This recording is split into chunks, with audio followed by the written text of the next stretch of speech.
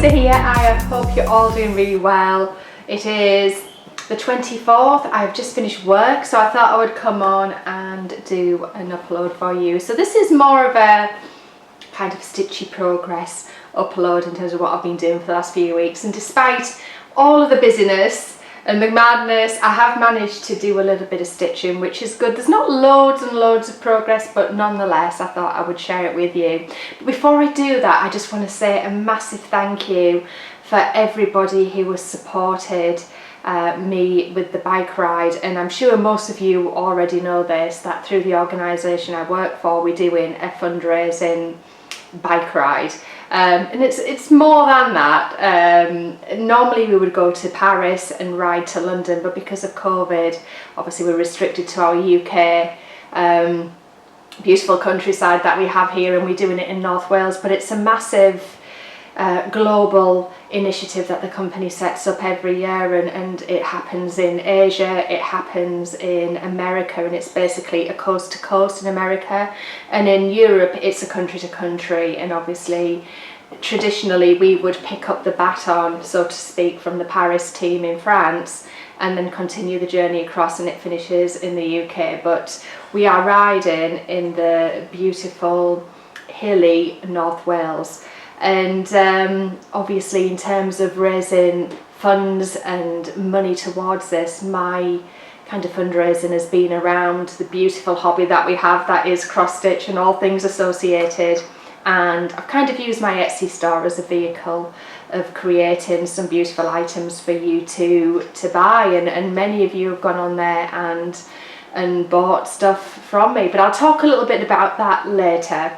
Because obviously I appreciate there's many of you who are just here for the stitching progress, and I don't want to keep you any longer than I need to.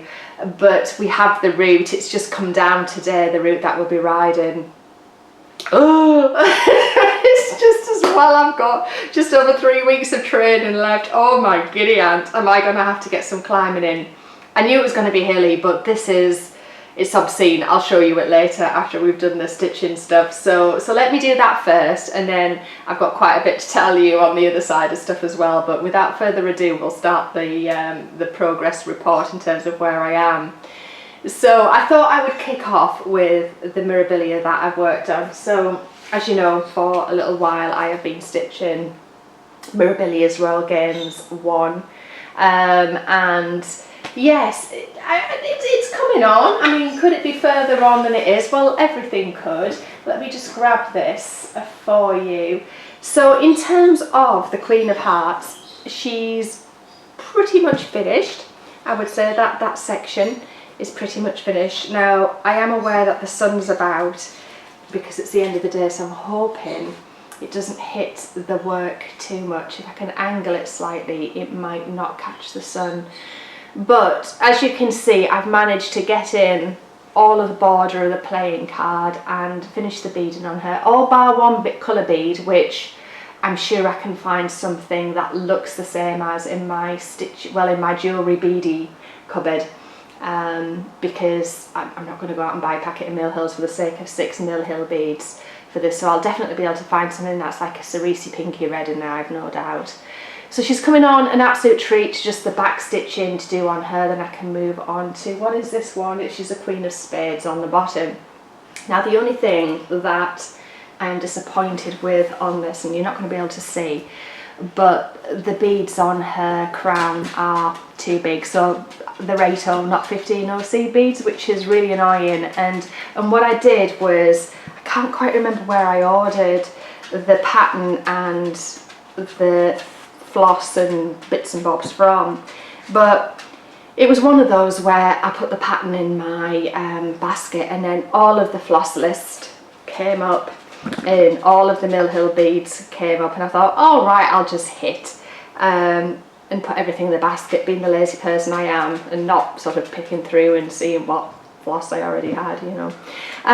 And what they've done is they've been a little bit sneaky, and they substituted the gold beads out for another size, which is really annoying. And what I've done is sort of shoehorned them on, so I've adapted the pattern slightly to accommodate and put fewer of them on, but still I don't think they sit as nicely as I would like them to sit. So I may frog them out and go back and put the size 15s on, which are obviously a lot smaller, and just get it to lay a lot nicer, because I know personally when I look at it I'm going to sort of think, it's always going to be one of those, because you know, don't you, when you know that something's not quite right. So I think I'm probably going to do that in the first instance, find a decent colour bead that matches the mill hill and just finish that top section off, back stitch it, and then I can move on to the Queen of Spades. So you never know, I might be somewhere near a finish with this next time you see it, all being well. But this is a stitch on 32 count opalescent Murano in shade Oatmeal, and the fabric was from Kate at Sparkly's, and I just wanted something that was quite subtle, so there's not loads of texture or hand-dyed texture through this at all. It's very simple, because obviously I wanted it to look like a playing card. So yeah, I really like it, and obviously I've got the Royal Games 2 to stitch after this as well, which is not dissimilar, 2 of the Queens. So I would want to start that as well and have the 2 of them together, you know, because obviously I'm a great framer, aren't I? In terms of finishing the pieces with my drawer of shame, and the pieces that just forever sit in the darkness and never see the light of day again. But it would be good to get some of these pieces finished, wouldn't it, and framed properly. So that is my Mirabilia Royal Games number 1. And then let me show you my Home of a Needleworker too. So I'll put in the picture obviously of what it is and where I was before, and this is where I am now. So we had, gosh, a few weeks ago, a nice spell of weather, because I was thinking about where I stitched this, because I'd totally forgotten I'd stitched this.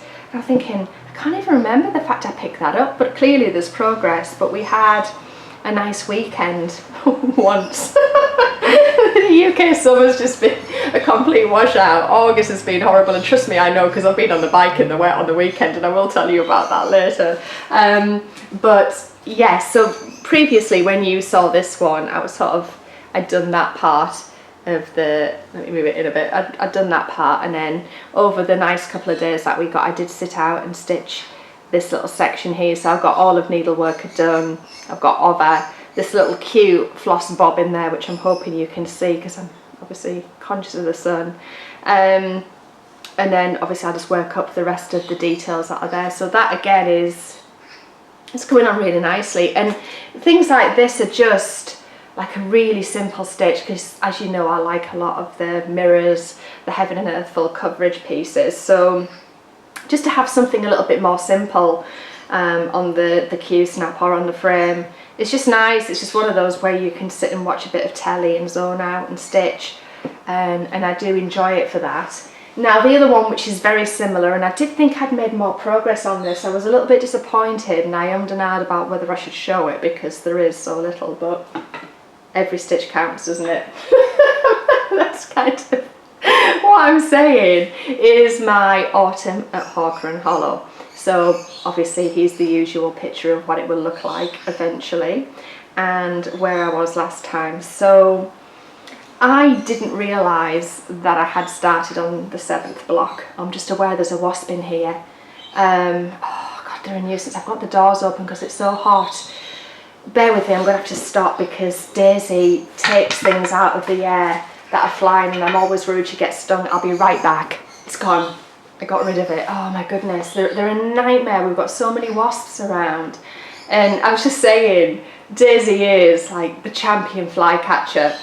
She watches them flying, and her eyes, honestly, they're so wide, they're like on stalks as she's observing them, and then she'll lunge and she catches them out of the air and then it eats them. It's horrible, but she's awesome. Honestly, she's got such good eyesight and judgment. She's brilliant.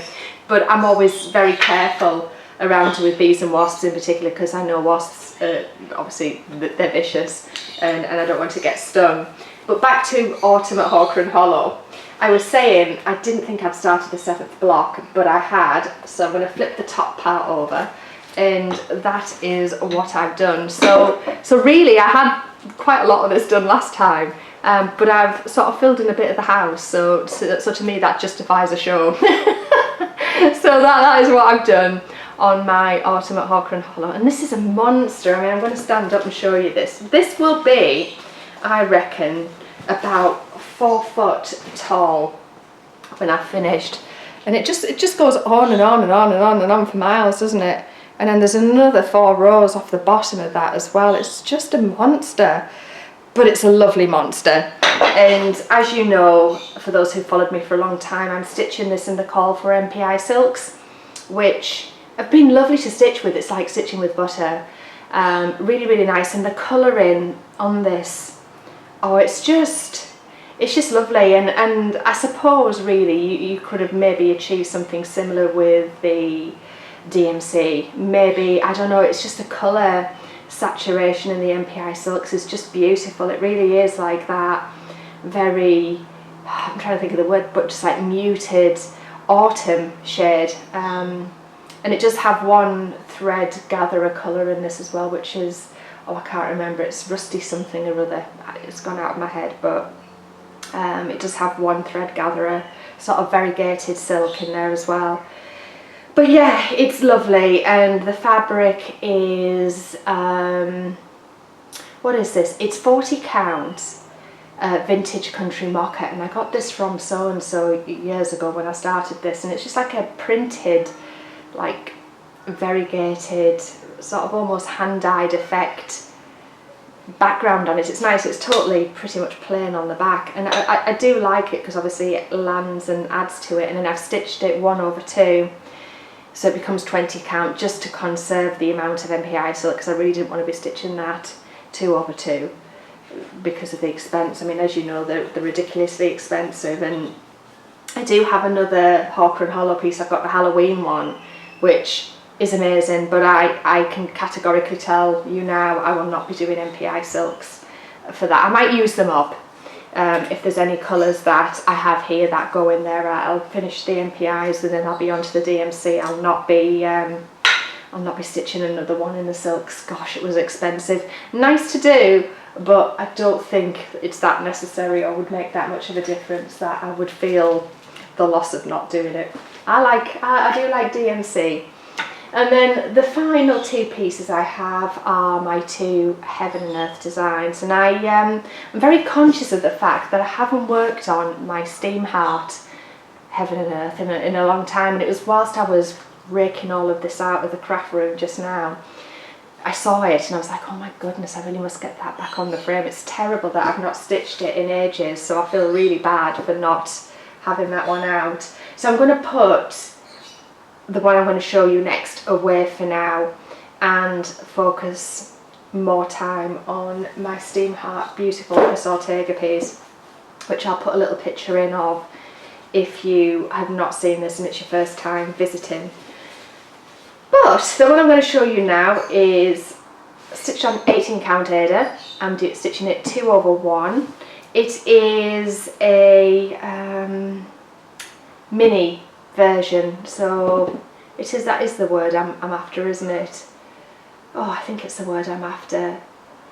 Yes, it is a mini version. So what they do with the mini Heaven and Earth is they take a little bit of the detail out of it, and they end up a bit smaller. There's a little bit less detail, and I've never stitched one, but I wanted to give one a try. I assumed it would be quite confetti heavy and I'd be changing floss out all the time, but to be fair, I haven't been. It's been really nice going, and I've made some good progress on it. So here's the image of what it'll look like when it's finished. That's the image and where I was before for you. But in terms of progress, I'm like nearly 1/4 of the way through this, and it's coming in quite well. So previously I'd sort of started on his hair there, but I've made quite a lot of progress in terms of his hair, and I think that's coming along really, really nicely. And obviously this is the top of her head, it's sort of around there, is there. But it's gorgeous, and I really like the grayscale as well. It's something different because obviously I tend to do quite a lot of colour, so doing a grayscale piece is lovely. Thoroughly enjoying it, but I'm going to put this away for a little while now just to focus on the Chris Ortega piece. But yeah, really enjoying it, as you can tell, and feel as though I've made a decent amount of progress on it. And I like, oh god, somebody's house alarm. Oh, bear with me. I've just had to close the door because clearly they're not in. It's still going off. Oh, do you know what? I tried to film this about half an hour ago and my neighbour struck up his lawnmower.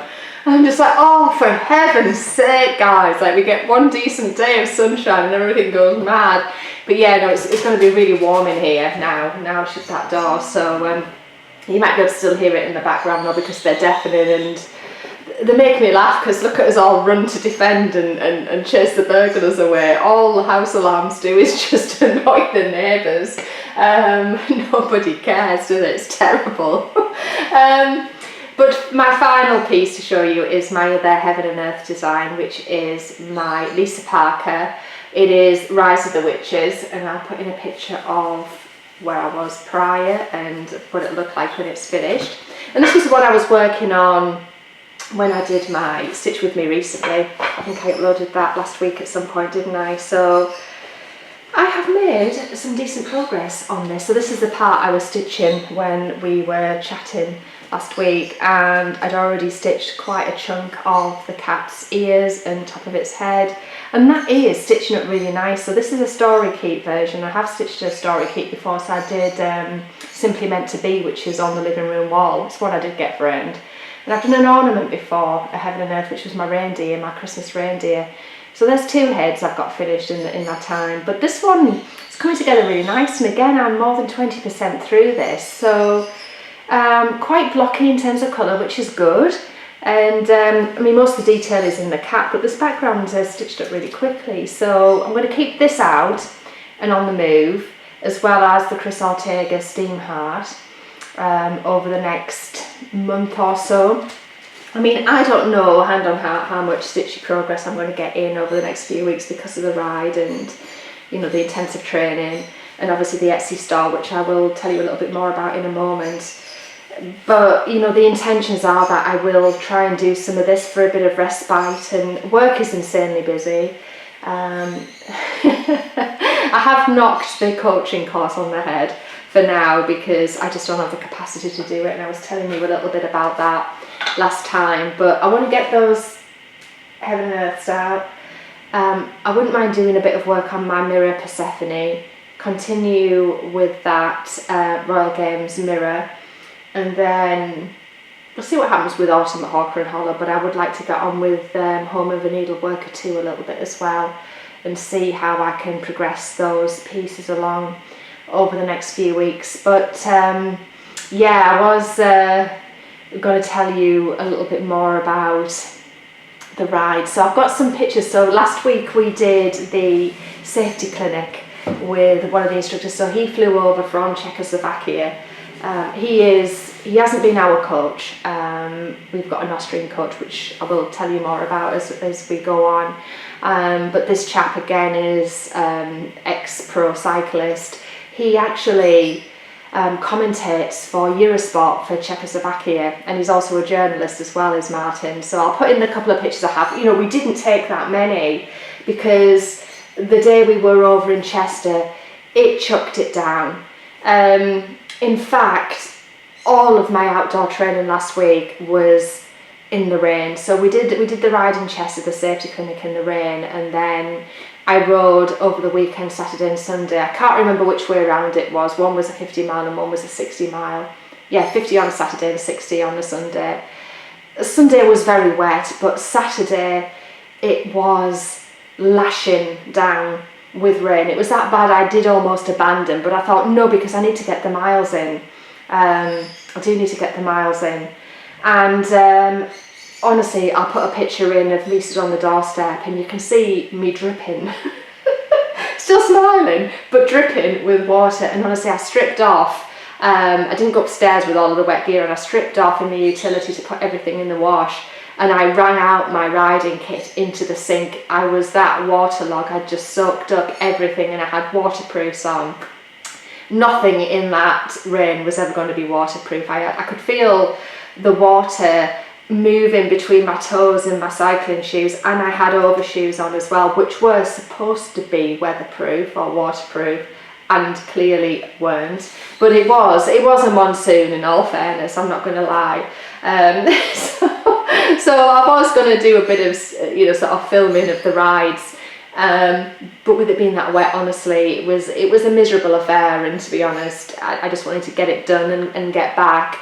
But I will capture this week's training efforts for you and do a stitch with me next week and sort of update you as to where that's going. But I was saying earlier, we have the route, and as you know, it's North Wales. Well, I was expecting something hilly. Honestly, our WhatsApp group has just gone crazy about an hour ago when everybody clocked the elevation in the hills. Yeah, it's challenging, and I have been doing a reasonable amount of hill work. I mean, I didn't know that what I was doing was nowhere near enough, and I mean nowhere near enough. So most of my longer rides, so it's like my 50-60 miles, and obviously we are riding more than that in a day as well. I've been around, I would say, 2,500 feet of climbing, which I think is quite good. Sometimes it's not as much as that. I think my highest is outdoors is 2,500 feet. And anyway, we got down the route, and I'll put you a shot of it in the route. Particularly the final day is barbaric. I mean, they're all barbaric, they're all tough, but the final day is 1,800 metres, which is the equivalent of almost 6,000 feet of climbing, and most days are around the 5,000 feet or 5,500 feet, and the last day is the most hilly of nearly 6,000 feet of climbing. So I'm sort of thinking to myself, that's quite punchy, isn't it, in terms of climbing, and I'm doing about half of that. So I mean, luckily our coach, he knows our capabilities, he knows what we've been doing. He has put me some hill sessions in, so I will be going up and down a hill on Friday repeatedly, because that's what it is, it's a hill repeat session, up and down as many times as my legs will let me do it, because I need to get some feet and meters in terms of climbing. Otherwise, I'm gonna suffer really badly on this ride, and I think we've all had a bit of a shock. And luckily for me, and when I compare myself to what many others in the group have done, I'm in a much better place than many of the others who have done reasonable distances but haven't had the amount of elevation. It's been pretty flat routes they've been doing. So I think in terms of the suffer scale, I'll be on the lesser end of it than very many of them. But we're just going to have to pull together as a team and do it, and really hold true to the motivations of why we're doing this. And what I've always had in the back of my mind is, yes, this is going to hurt, and it's meant to hurt, because the people who we're doing it for, it hurts them a lot more, if that makes sense. And with that, just to let you know a bit about the charity I'm riding for, it's Maggie's. It's a UK based charity, and they basically are kind of centres to support people who have been diagnosed with cancer. So they get the diagnosis from their physician, and then pretty much what happens to them after that. So where do they get psychological, emotional support from? Who can they talk about their financial situation with? If they're working people and obviously their income stops, what happens? There's so many other factors that I never even thought of. Having not had somebody who's young have cancer, obviously I've lost family relatives who have been a little bit older and at different points in their lives, but for young people, this is really quite something. And I've got a video to play you, if you'll humour me, that has been produced by Maggie's, and I just think it's quite moving, it's quite emotional, so I don't want it to trigger anybody, but I just think it really reinforces, the whole emotional element of why I'm doing this. I'll put it in for you now. We have the results of the scan. It's not the news we hoped for. There is a growth there that looks very much like cancer. Take some time to absorb this. You alright, darling? Are you okay to get dinner on? Are you okay?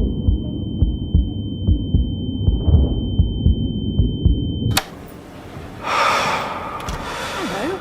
Have you been to the centre before? No. So my name's Louise. I'm one of the support specialists. Yeah, how about you? How are you doing?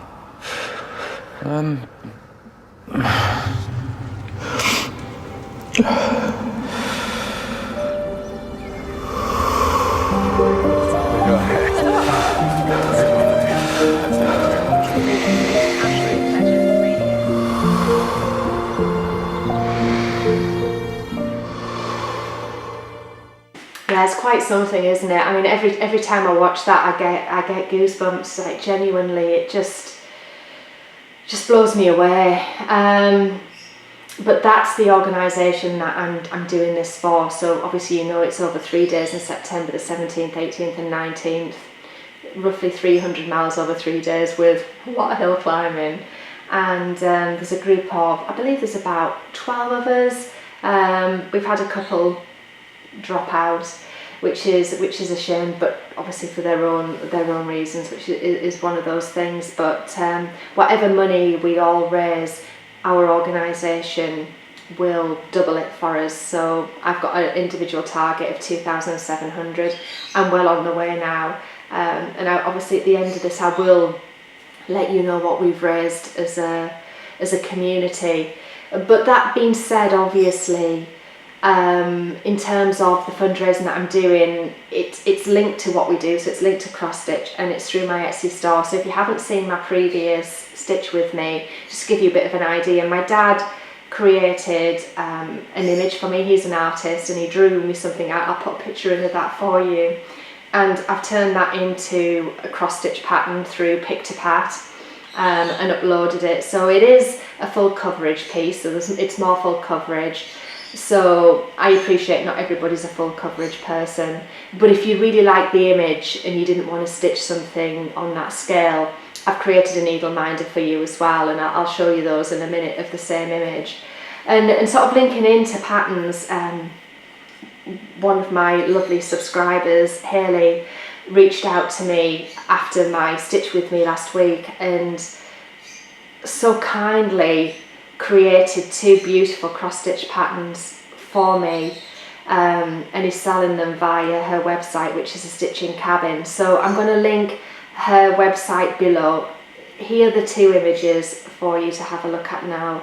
They're absolutely gorgeous, and everything that she makes from those sales she's putting into the Fund for Maggie's. Honestly, the amount of kindness that I've experienced over the last week, or just over a week, from you guys has been phenomenal. Some of the stories you've shared with me in terms of your experiences with cancer and what Maggie's has done for you and your families and people who you know, and the personal emails that I've been sent from you guys is, honestly, we know how wonderful this community is, but like, you literally, you've taken my breath away with the amount of support that you've shown and given me. I couldn't ask for more.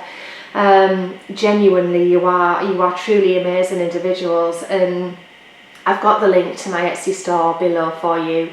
Feel free to go on. Everything's reasonably priced. Just to let you know, nothing is coming out of that, so I'm not taking any money out for the items that I've used to make it. So the beads and everything I've paid for myself, and every single penny that I make in Etsy is going there. Etsy even charge like a little nominal charge for listing the product, and they take a VAT money out. They take quite a bit actually. I've been a bit disgusted with Etsy, but I've made up the difference. Everything you buy, money wise, every single penny goes straight into that fund, and I did a transfer today into the Maggie's fund pot from Etsy. And obviously, as you know, I'm paying for the delivery to get this stuff to you UK and international as well, so you will not pay a delivery charge to get the items either. So I just want to remove as many barriers as I can for people, and also pay back to you guys for your generosity and support over the years whilst I've been doing FlossTube, YouTube. You know, you've been amazing. But I'm going to show you a couple of the items in case you didn't see the types of things I'm selling. I mean, personally, I think they're lovely, but then I'm biased because I've made them. But I'll come back and say bye in a minute, but let me just show you what I've done. So of course, the sun is out in all its full glory as I show you this. So there's a couple of different styles that I've been making. So obviously I've got, you know, this type of fob, which sort of has this really nice little clasp on and strung beads. So basically I've just put one on the scissors here. It's this sort of hang like that. So just to give you a little bit of an idea of how they look on a pair of scissors. And I've also created, oh my goodness, I thought he was starting with his lawnmower again. He isn't. I've also created this design as well. Now these are made with Preciosa glass beads. These ones, I found some beautiful beads, and obviously they've got the silver accents in as well, and they just sort of hook over with a lobster clasp over your scissors like so. And yeah, I've got different variations on a theme with those blue ones. I've got pink ones. I did have some mint and lilac, and honestly they're sold within like seconds of me listing them. I'm going to see if I can make some more, because I don't really want to buy loads and loads more stock. I'm going to try and use up the things that I've got. So I've got this type. Oh, honestly, any colour that you can think of I've been making. So I've got quite a few ready to go, should you wish to buy anything. And then obviously these are the needle minders, just to give you a bit of an idea. So they're 38mm, and then I've put like a little button on the back of it. It's just easier, isn't it, trying to grab it and move it, and you know, than, I don't know, having just a magnet there itself. It's just a little bit extra, isn't it? But that's the kind of the fobs and the sort of things that I've got on that website now. So I hope you like them. I mean, plenty of people seem to, and have put some lovely reviews on for me, and I've had some beautiful messages of people who've received them and really like them. So just, yeah, have a look and see if there's anything you fancy. And obviously the link to Hayley's site there for those two other patterns, should you wish to buy those, is also there. So I will wrap up. Daisy has not decided to join us. I don't think she's 100%, you know. She's been a bit sicky over the last couple of days, so she's probably eaten something somewhere that she shouldn't. But I'm hoping she's okay. I'm going to keep an eye on her, and if I feel as though there's something not quite right, I will take her to the vets. But I just wanted to say thank you again so much.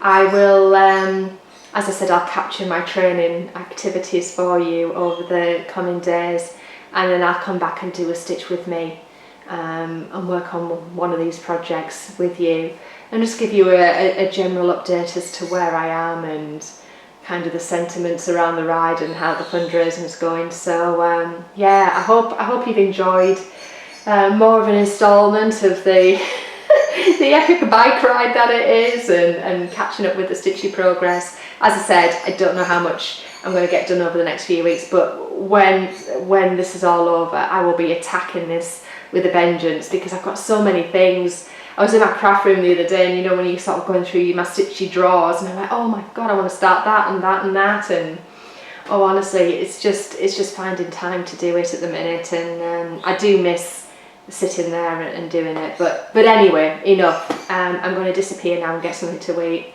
and yeah, I will catch you at some point later next week with some cycling fun and a nice stitch with me and a good chit chat. So you take care of yourself, guys. Lots of love. Thanks so much for watching, and again thank you for your kindness and support. Honestly, like from the bottom of my heart, genuinely, I've been blown away by you all. Thank you. But I'll see you. You take care. Bye. Lots of love.